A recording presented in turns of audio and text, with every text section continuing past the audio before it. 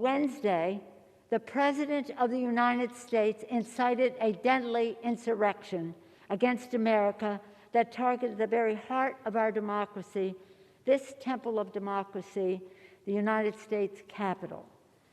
Defiling the genius of the Constitution, separate but equal, attacking the first branch of government, trying to prevent us from ascertaining our constitutional duty to ascertain that Joe Biden and Kamala Harris will be President and Vice President of the United States.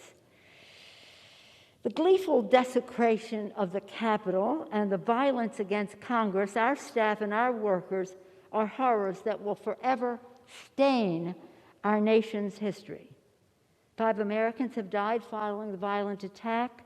More than 50 police officers were seriously injured, including 15 officers who were hospitalized.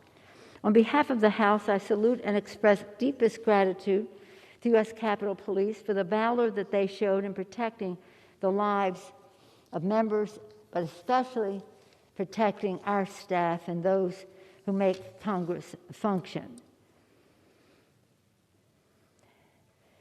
Mr. Speaker, this is a sad day for our country that we have to come to the floor in a way to defend the Constitution of the United States at this time. The facts are very clear. The President called for this seditious attack. For days, he urged supporters to come to Washington for the insurrection.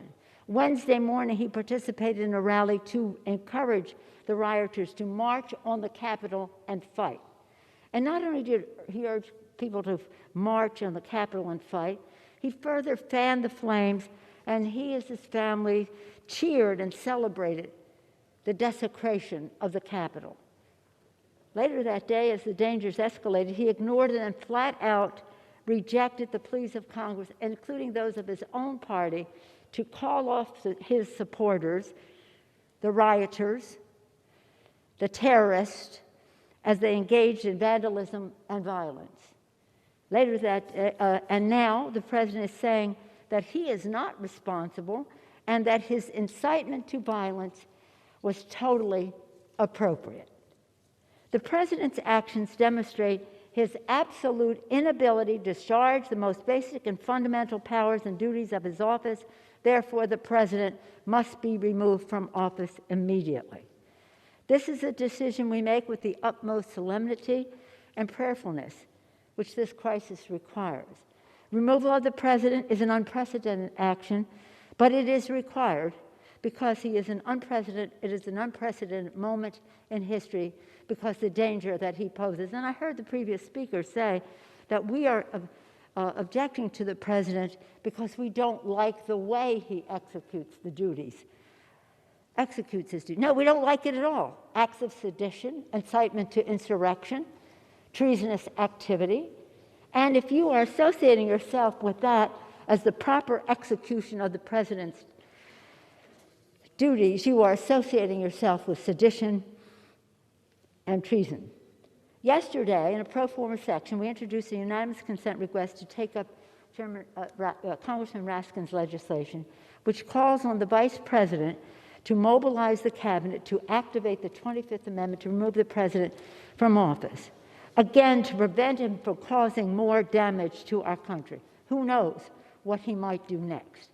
But House Republicans rejected this legislation, and so the President's unhinged, unstable, deranged acts of sedition may continue, endangering America and undermining our democracy.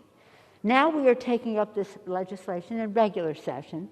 After passage, we are calling on the Vice President to respond within 24 hours of passage.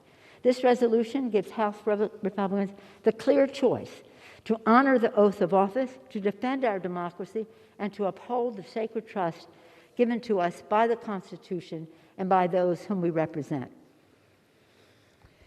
Mr. Speaker, during the Trump presidency, this 4 years, and especially during this sad time, I recall the words of the great Israeli poet Ehud Manor, and that's what he said when he said, "I can't keep silent in light of how my country has changed her face.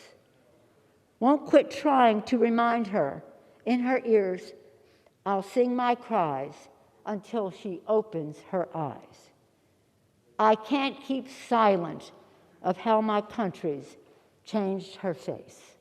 I urge my Republican colleagues to open their eyes and to finally hold this president accountable.